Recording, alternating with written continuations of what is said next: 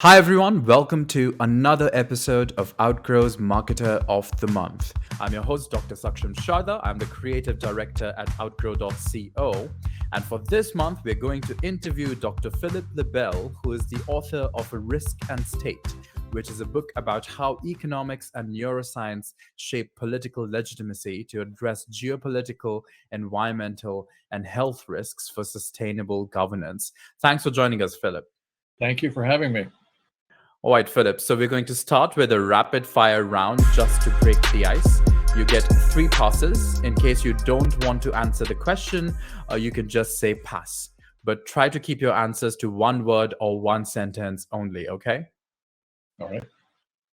Okay, so the first question is, if you could travel back in time, what period would you go to?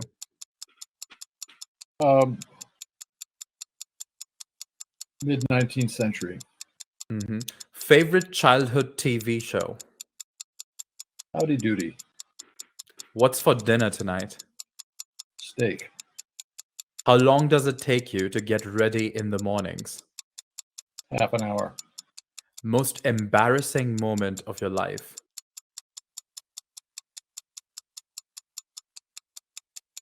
Probably when I didn't wear something that was ironed properly to a public event. Okay. How many hours of sleep can you survive on?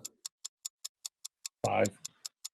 Fill in the blank. An upcoming business or marketing trend is blank. Cryptocurrency.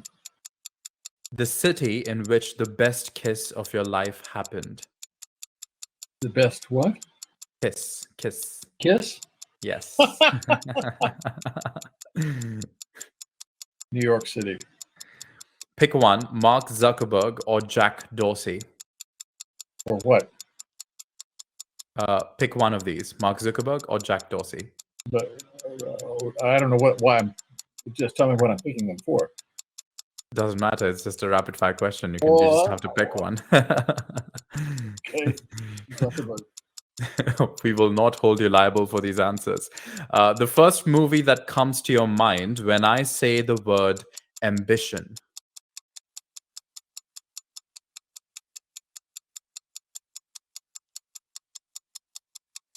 Casino Royale. Okay. When did you last cry and why? 3 years ago. Passing of my mother. How do you relax? I do kayaking and cycling, just as a recreational activity, and reading. How many cups of coffee do you drink per day? 2. A habit of yours that you hate. Occasionally getting up late. The most valuable skill you've learned in life. Treating others with respect. The biggest mistake of your career. Not studying enough mathematics. And the last question is your favorite Netflix show. Well, the Squid Netflix show right now is capturing attention. All right, Squid Game. All right, well, that's the end of the rapid fire round. You didn't pass a single question, but you did get a little confused in the Mark Zuckerberg versus Jack Dorsey question. So you score 9 on 10 and you win a car. Just kidding, you don't win anything. All right, so let's go on to the bigger questions. The first one is, what do you mean by the economics of education? And what is the relationship between education and economics? Well, when I use the term economics of education, it's not specifically so stated in the book, but it is looking at how we apply scarce resources to make decisions about educating a population at various levels and what institutions we're going to apply. So what motivated you to write the book Risk and State in the first place? Well, it's a distillation of professional research interests, I guess, I've had over the years, as well as teaching. And I often used to talk about the interplay between the market and the state, which is to say the public sector, and putting aside questions of political preoccupation or partisanship, my focus has really been to look at what are the essential functions of the public sector in order to help markets work effectively and efficiently and fairly. Hmm. And what kinds of reforms do you suggest for sustainable governance and thriving business at the same time? Well, it's a long list, and I can simply say that when it comes to public governance, we cannot just take a leave it all or be all kind of approach. We've got to look at what I would call mixed economic decision making that involves to some degree public intervention and to some degree, certainly, obviously, the marketplace. For a country like the United States, markets are quintessentially important. They are dynamic and they're flexible, and they should be kept that way as much as possible. At the same time, untoward effects of just pure market decisions can be deleterious to the sustainable growth of the economy. So there is some needed oversight for that. Now, I mean, that's a grandiose way of placing what I've written about in the book. Right now, what we see is a great debate that is taking place about how much government should be intervening to stabilize the economy and to bring it forward and to do so in an equitable manner, faced with such things as the COVID pandemic that we've been dealing with. When it comes to governance, I would offer some of the following suggestions, and I'm not claiming that I am the author of these. I may just simply be amplifying on others. One of them is the idea that at the federal government level, we do not abide by any notion of what we called in the private sector capital budgeting, or even at state and local government level.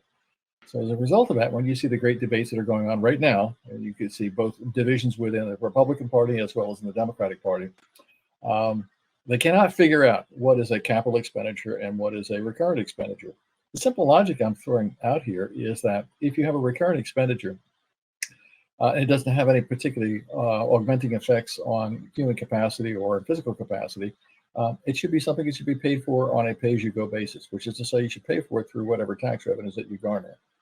But it's reasonable and it's legitimate to borrow money when the spending that you are proposing through borrowing has some capital augmenting capacity for the economy. Just like you would take a mortgage out, for example, for purchasing a house over a period of time. Well, so the same thing would apply in the world of business as well as for government. So the discussion that we're having right now, for example, about infrastructure, it's reasonable to borrow money for that because we're talking about building bridges and roads and networks for communications and things of that sort, which do augment the capacity. It's all the rest of the baggage that we attach to that becomes problematic sometimes because we have a difficult time to separate out what I call a recurrent expenditure from a capital one. So that's just one idea that I have out there. The whole notion would be over the long term, you should run in good times, if you will, prosperous times, a surplus to pay for the debt that you create in downturn times. So when the economy goes into a deep recession, it is legitimate that government should spend. But through borrowing, deficit spending. But Congress seems to have a congenital inability to ride a surplus to be able to pay down some of the debt. There is no magic number about the ratio of debt outstanding to a country's gross domestic product, but in the upper limit, the asymptote, if you will, you cannot continue to just run up debts that you can't pay for. You become insolvent at some point. And so the question is the U.S. insolvent right now? Is it in that territory and is it about to default? Well, if we shut down government, for example, and we don't extend the debt, but that's one way of looking at our being insolvent. But another one is to simply say, over the long term, can the United States grow at a rate sufficient to be able to absorb and pay off the existing debt that it's created? So I'm using that. And then I would get to a notion of saying that if you have a shutdown for whatever reason, like we're staring at this possibility of default, if you have a shutdown, then nobody in the public sector should be paid a single dime during the duration of that. It was outrageous when we had our last shutdowns that members of Congress are being paid. Well, they're being paid for doing nothing. If you have that, so I think there should be some discipline imposed, if you will, when it comes to those kinds of issues, such that even if the president were to be the cause of a shutdown, presidents would also basically be considered somebody illegitimate at that point. And at some point, we should have a kick in for a new election. So if you go through a prolonged period of time when you have a budgetary impasse and a crisis, it seems to me that you no longer have an electoral mandate to rule. We don't have any provision for that right now. So what I'm throwing out is the idea that outside the traditional electoral cycle, if we're dealing with an economic and financial crisis of some kind, we probably need to have some kind of measure to bring about a measure of discipline, if you will. And we're just, as I said, we're not there at this point. The size of the budget, it becomes impossible for a lot of people to even digest. I love it how when presidents come out and they bring out a little roller cart and they show you stacks of the size of the budget. Well, if you remember when Nancy Pelosi was talking about the budget under Obama, for example, said, well, let's just pass this and then we'll get around to figuring out what's in it. That's totally irresponsible. If the public, as citizens, as voters, are expected to pronounce judgment on something, they ought to have something that's accessible to them. So both in terms of time in advance, when a proposal is being put forth, and then secondly, to be able to respond to it, to simplify that. So I'm giving you sort of what I call a kind of a laundry list, a little kind of a fast food choice that you might have but making it. But I'm quite serious about the suggestions that I'm making. Those are all put forth at the end of the book. They're not what the rest of the book addresses. The rest of the book addresses symptoms, causes, and consequences, whereas my reforms are really set forth at the end. Yeah, but in the case of the bill, it's the reason it's not getting passed is because it's tied to environmental bill, which I guess causes problems for one party. So what do you think the solution to that is? Because I think already they've made concessions on the environmental bill, because in your book you also use the word sustainable, right? Which in the term of governance, but then again, sustainable governance also and sustainable business would eventually, like, trigger the word sustainable, which is more than just business or government, but also environment. If you recall, I said that the first subtitle of the book was how economics and neuroscience shape political legitimacy. Here, I would invoke a little bit about what neuroscience has been able to tell us. We all have different makeup, let's call it emotional makeup. And we know that the deep part of the brain is the most primitive part. And then you have sort of the limbic system, which is it's going to mediate our emotions, our memory, and those other conditions. And then there is the frontal cortex, which is the largest part of our brain, but the slowest one to react. Daniel Kahneman got the Nobel Prize for a best-selling book, among other things, called Thinking Fast and Slow. The rational part of us is the one that basically says we ought to be deciding how to allocate resources with the same time horizon. In politics, that's not the case. In politics, all that matters is the next election cycle. But if you're talking about, let's say, environmental bills, and you're saying we're going through a global climate transition, climate skeptics say, well, you haven't convinced me that that's the case. It's a bogus claim, or it really doesn't exist, and so forth, despite mounting evidence of the severity of hurricanes and storms and drought and forest fires and all sorts of things that are alarm bells that are going around. So how do you get, for example, Congress, and I'm not just going to pick on the federal government, so any level of government, to respond in a rational way about something that has consequences that transcend the next electoral cycle in a democracy? Now, if you're an authoritarian government, you can just ignore it altogether. I mean, what is being charged against about China, for example, is that under Xi Jinping, that they can make lip service commitments about what they should do about climate change, but they're under no electoral mandate to be more responsive to the public in terms of making those changes.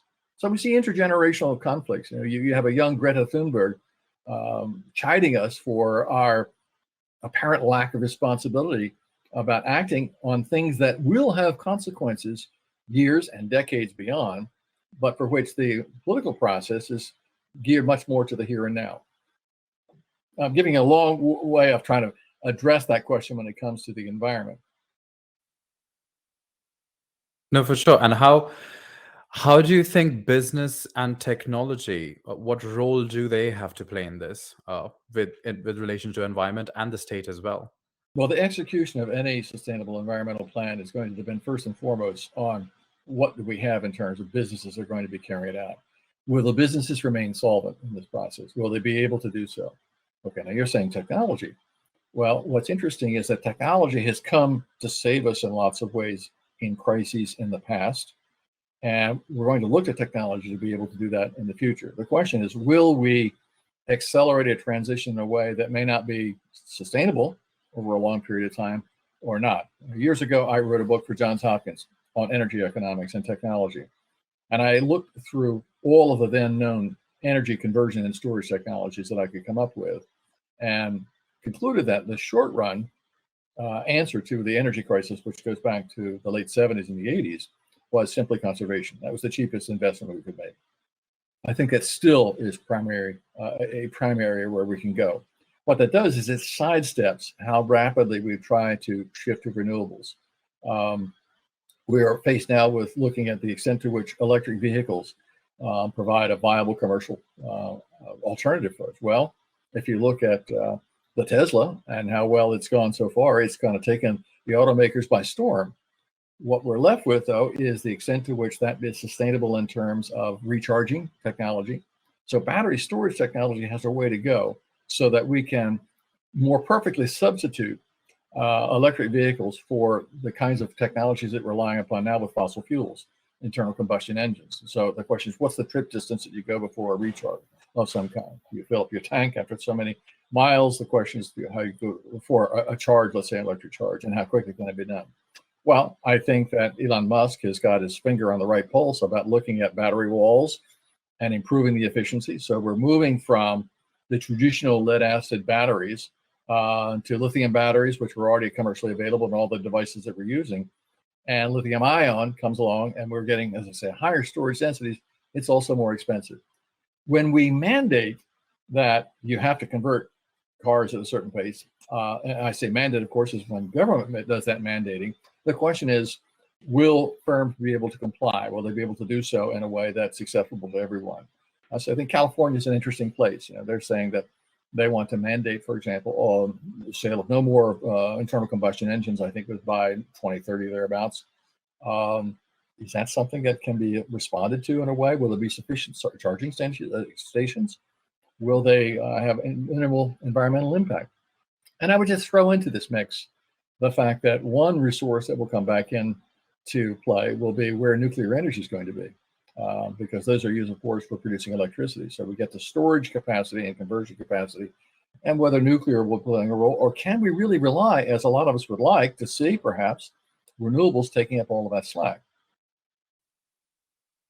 So what kind of a business environment do you think are we seeing right now in the West? Because you mentioned Elon Musk and Tesla, and they're doing great.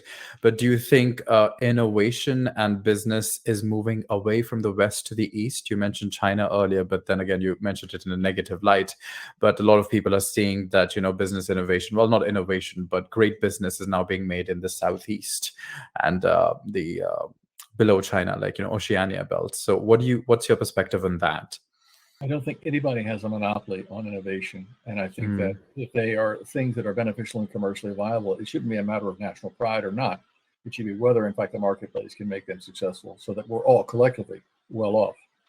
The real thing about the climate transition is whether, in fact, we are going to forestall an irreversible process of global warming.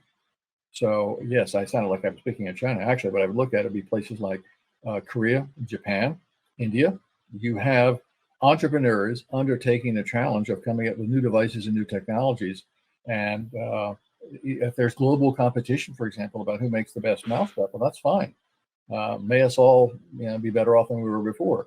Here's the real problem is when we look to government to be the ultimate entrepreneur. Government can make mistakes about what is the best technology to follow. That's why I think that markets have an extremely important role to play, because they give us where something is more viable. You could take the early space exploration process, go back to NASA, getting someone on the moon. That was entirely government. Now you've got Elon Musk and you've got Jeff Bezos doing what? They are opting for private innovations and different ways of placing individuals in space and providing payloads for scientific and commercial development.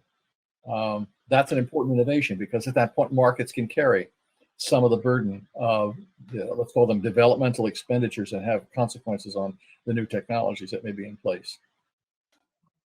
So a lot of our audience is actually made up of these entrepreneurs and small business owners, medium-sized business owners. What is something that they can get by reading your book? Like, what is something that they can understand? Because they're spread across 21 different industries. So what is something that you think would be important for them to know through your book? Well, I think, first of all, it would help them to do, if they've not already been doing this, a rethink about the complex interactions and interrelationships that exist between the public and private sectors. Secondly, I think that it can bring a deeper understanding by taking into consideration how neuroscience is shaping the way in which we make decisions. Already there's behavioral economics and behavioral finance, and we have all kinds of behavioral applications. What neuroscience is doing is tracing that back actually to what's happening in our wiring, our chemical wiring. So I'm not saying that we're going to engineer homogeneous people that can somehow arrive at the same optimal decision. I don't think that's going to happen. But I think as we gain insights from neuroscience, it might enable us to frame our propositions that we make collectively in a much more rational fashion that sometimes we are now prone to do. Neurosciences and I guess behavioral psychology has always been used, but I guess neuroscience is being used more and more in businesses for, I guess, advertising purposes. So you're kind of saying that it triggers certain reactions in human beings, and by learning about this, business owners can actually, in a more efficient way, try to market their products. They can, but it can also have perverse effects. Let me just say that we have these big discussions now about what kind of algorithms are working to the best of society. And one of the big criticisms, for example, of Facebook that's come out is that the algorithms that are used to help actually private businesses to make choices, let alone Facebook itself, may tend to exaggerate differences that we have as opposed to looking at elements of commonality. So I'm not saying that neuroscience is the magic bullet, but I'm saying it's how can I put it, a pathway to a broader understanding that we need to take into consideration when we're talking about launching new products in new markets. Certainly, that's like if you go to Amazon. I mean, I don't know how many people are not yet on Amazon, but you order something and you notice how quickly you get this. Oh, people who bought this also are buying something else. That's an algorithm. It's basically creating a mathematical probability distribution that tells you how many people are in that particular area and are you prone to buying that. In other words, they're looking at your psychological disposition to buy a mix of products. So yes, that becomes smart marketing, if you will. It's a way of marketing those products because you have a mathematical process that's sort of trying to guide your thinking. The point is, are you being manipulated? How far are you going to be manipulated in making that decision? So what do you think the future of this is? Like, to what extent are governments going to allow this to happen, and to what extent they're not? Because China recently, I think it was in the news that they recently banned the use of algorithms for doing this, which is a blanket ban, but we don't even know how they're going to stop it from happening. But yeah. Well, that would be my answer. I don't know how China is going to stop it from happening. I think they're as concerned as anybody about misuse of it, and probably that impulse stems from what I call the grand bargain, as I've characterized in the book, of how China sees itself.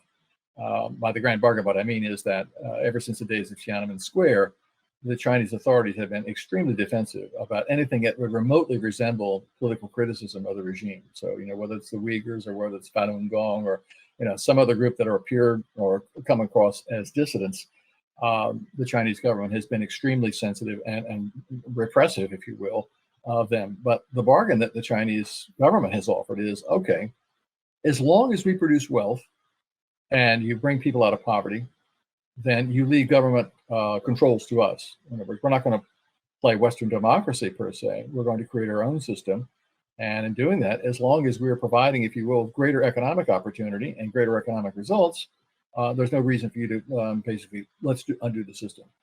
That's anathema to the West, which says, well, you should have some greater transparency and accountability. So whether it's finding out what the source of COVID-19 is in some Wuhan lab or wherever it was, the Chinese government is going to be using a system of censorship that is antithetical to what the Western governments tend to run on.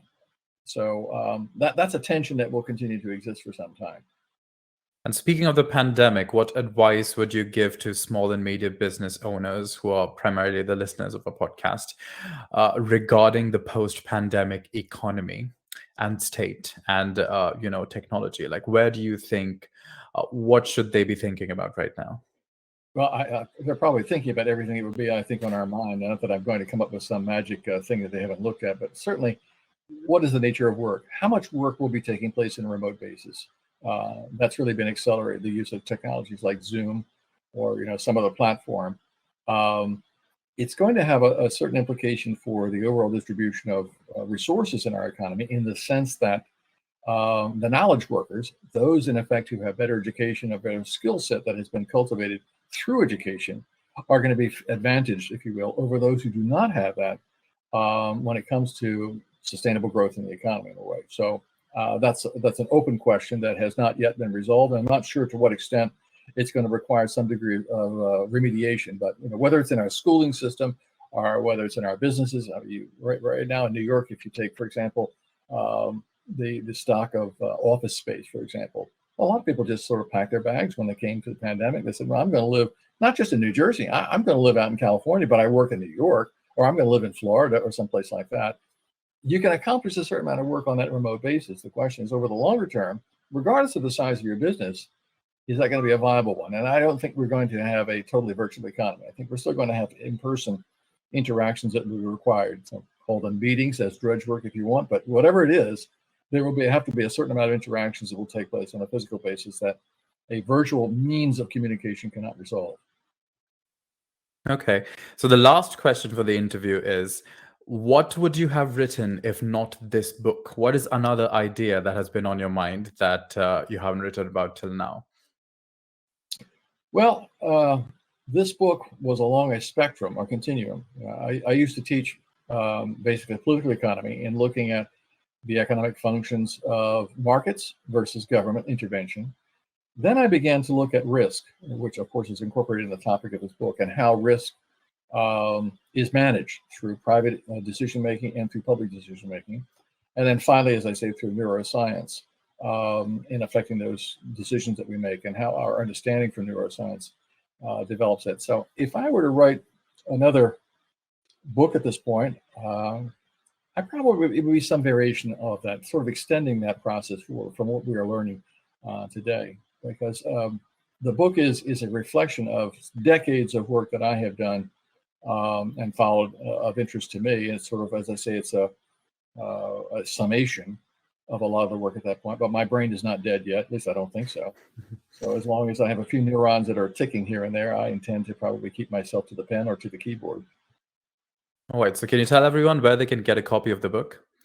It's available through Amazon. All right. So Amazon.